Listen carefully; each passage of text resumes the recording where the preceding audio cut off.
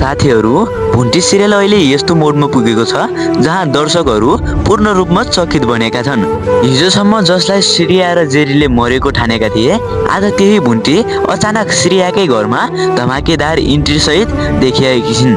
श्रेया र जेरीले भुन्टीलाई घरबाट निकालेपछि उनीहरू ढुक्क थिए कि अब भुन्टी फर्किँदैनन्, तर कथा यहाँबाट पुरै पल्टिन्छ। अब भुन्टी पुरानो जस्तो छैनन्, उनी अब बदलिएकी छिन्, बलियो, आत्मविश्वासी र आफ्नो हकका लागि लड्न तयार। अहिले सबैको नजर एउटै प्रश्नमा छ, के भुन्टीले श्रेया र जेरीलाई उनीहरूको गल्तीको हिसाब दिनेछिन्?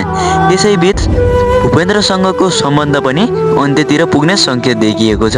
भुन्टीले त्यो घर सधैँका लागि छोड्ने तयारीमा देखिन्छन् र सबैभन्दा ठुलो ट्विस्ट त यति बेला आउँछ, सुकमाया अब खुलेर भुन्टीको साथमा उभिएकी छिन्।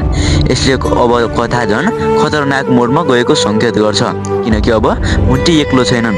अबको एपिसोडहरुमा भुन्टी र सुकमायाले श्रेया र जेरीलाई नराम्रो सबक सिकाउनेछन्, साथै भुन्टीलाई नराम्रो गर्नेहरूलाई सुकमायाले कडाभन्दा कडा सजाय दिनेछन्।